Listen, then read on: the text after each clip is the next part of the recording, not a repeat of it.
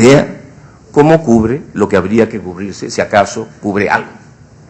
Y si eso no añade incertidumbre a esta discusión, pues definitivamente tenemos que añadirle el rol político de la señora Nancy Pelosi, una ama de casa brillante, con una carrera política aún más brillante, que obviamente movió el gallinero todo lo que sea necesario para que el elector norteamericano no termine achacando el drama de la socialización de pérdidas que tiene esta historia a el candidato de la señora Pelosi, en este caso el señor Obama, y obviamente la respuesta de los republicanos que le endosaron en lo posible el muerto al señor Obama en medio de un panorama político en el que todo el mundo decíamos, ¿por qué los norteamericanos se comportan así? Pues es la política.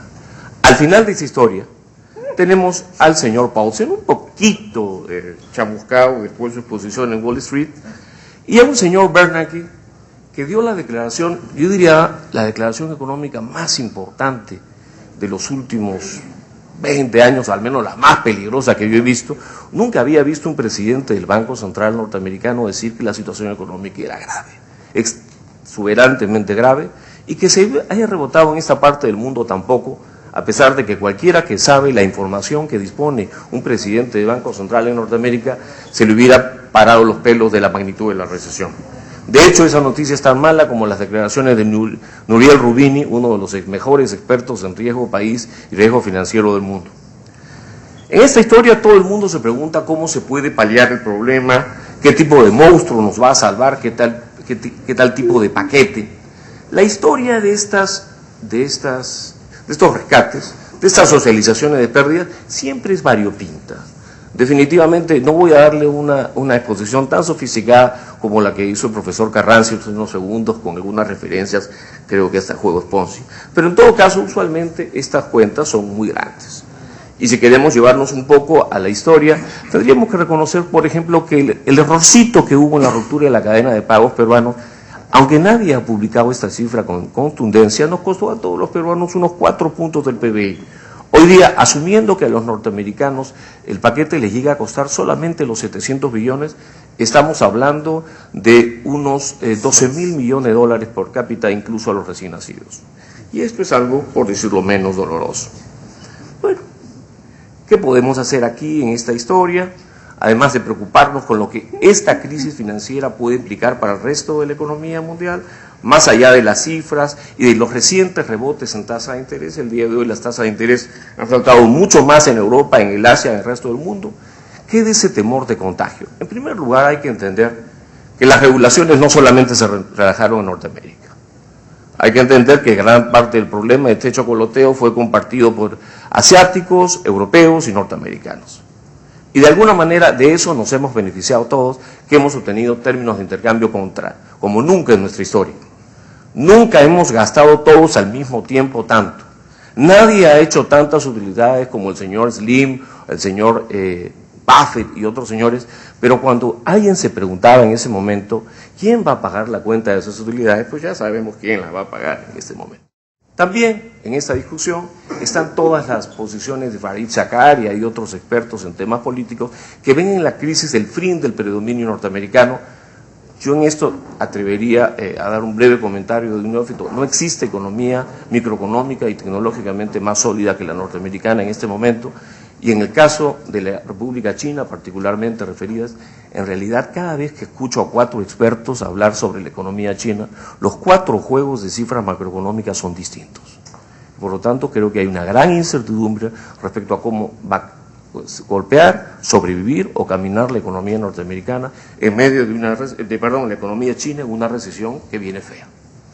Pues bien, esta fue la historia de una crisis hipotecaria que golpeó severamente a la moneda de reserva mundial al 60%, pero hay unos detalles que quisiera destacar rápidamente. Esta no apareció solamente por esa combinación de codicia en los mercados, de gente que hacía toda la utilidad, y de un problema de riesgo moral o moral hazard, porque todo el mundo sabía que al final el contribuyente iba a pagar la cuenta. Tiene que ver con un cúmulo de regulaciones, de prácticas de securitización, de relajamiento incluso de la regulación bancaria clásica. Aquí con mucha lucidez el exministro Kuczynski ha hablado de lo que implica la introducción de estas lindas palabras riesgo de mercado sobre Basilea, pero también implica que cualquier paquete chocolateado pasaba como por un tubo y no pedía capital. Y cuando los banqueros no ponen capital, prestan. Así que, contra más estricta, si deja alguna lección, esta crisis es contra más estrictas son las reglas de regulación prudencial, más salud tiene una economía, más fuerte es, mayor es su productividad y menos sensibles a esta crisis. Definitivamente no los voy a abrumar con estos gráficos horribles, pero sí con algunas nociones clásicas de lo que implicaba hasta hace pocas semanas comprarse una casa en Estados Unidos. Casi, no solamente un grifero, un jardinero, un recién llegado podía obtener un préstamo por una casa que subía y que implicaba enormes ganancias ad infinitum sin que nadie, sin que ningún regulador dijera nada. Algo de razón tenía el buen Greenspan. Asimismo, se dieron algunos excesos, ¿no? Cualquiera podía tener, pero ese gráfico está un poco exagerado. Y hubo además algo en que comparten rol todos los burócratas del mundo, incluso los alemanes, los europeos y los asiáticos. Se chocolateó la deuda, para usar buen español.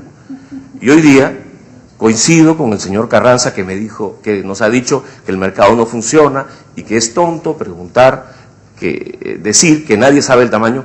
Él también y yo sabemos que nadie sabe el tamaño de la deuda.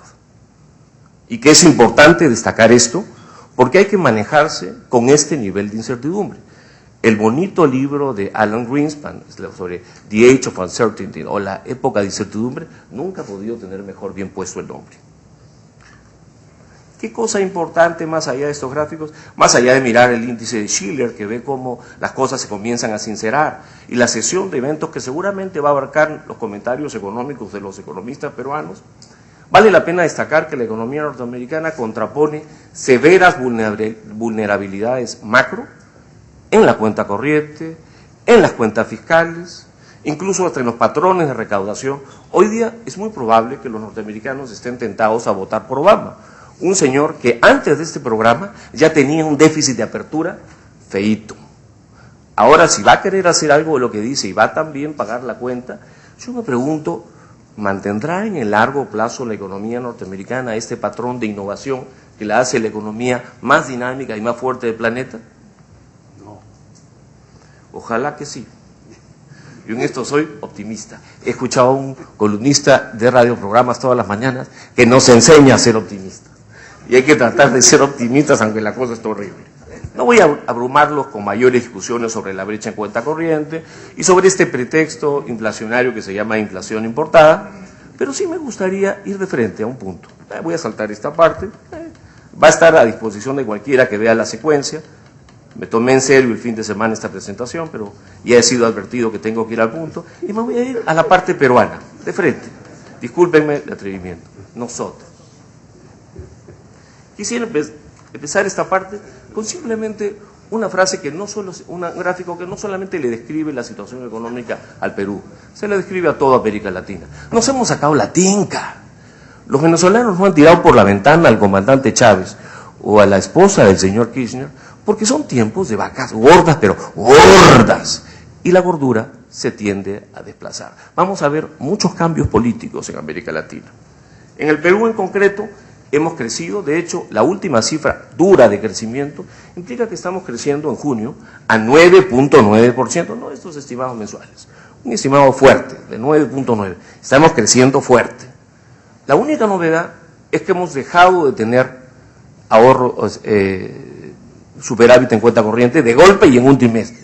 Y eso es feo, muy feo. ¿Ya? El déficit del segundo trimestre del año es 4.2 y esto no tiene nada que ver con la crisis.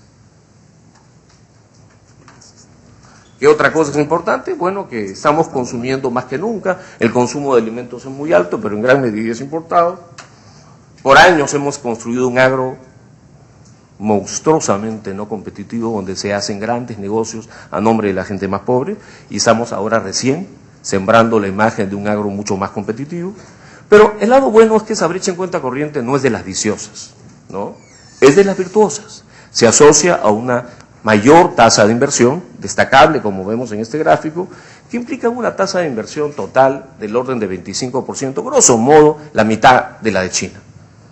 Los peruanos deberíamos aspirar a tener una tasa de inversión, aún en años feos, cercana al 30% y mantenerlas un par de décadas. En ese caso alcanzaremos a todo el mundo.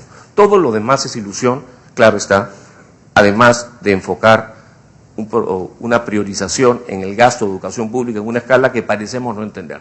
Coincido plenamente con el doctor Kuczynski en que modular el gasto, como dice el nuevo ministro, es una buena idea, pero no modular el gasto en educación y no modular el gasto en infraestructura. En todo lo demás, modulémoslo, porque no van a ser días bonitos. Lo primero que va a caer acá, yo he escuchado a muchísima gente en los últimos tiempos y en esta presentación también decir que somos una economía que gracias a Dios crecemos por la demanda interna, y tal vez tengan razón.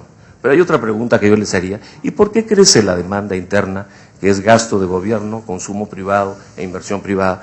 Porque hay mayor recaudación y mayor ahorro que justamente explican las exportaciones que previsiblemente se van a caer a menos que devaluemos. Y aquí viene la pregunta de oro: ¿tenemos un tipo de cambio libre o tenemos un tipo de cambio distorsionado? Si tuviéramos un tipo de cambio distorsionado, como yo creo, eso es una mala idea, porque van a venir menos divisas para ese tipo de cambio y deberemos mover el tipo de cambio. Y cuando movemos el tipo de cambio, ¿qué va a pasar? Todos aquellos que tienen sus ahorros compulsivamente en el sistema previsional privado van a tener una de esas extracciones que de cuando en cuando, machetazos, colocan los bancos centrales. ¿Cómo se resuelve el problema? Protegiendo más a los trabajadores, con límites mayores, que permitan que el tipo de cambio suba, que la gente no sea robada como fue robada en los días del IPSS y la economía no pierda competitividad. De hecho, la receta no es una receta muy original. Para pasar esta crisis hay que hacer dos cosas bien: mantener la inflación baja y tener un tipo de cambio suficientemente flexible. Es una muy buena idea que el 15 de noviembre cerremos el TLC, sigamos haciendo acciones de reforma del Estado que no hemos empezado, porque aunque sea odioso, aprovecho la oportunidad de decirlo, que no hay forma de hacer reforma del Estado sin despidos.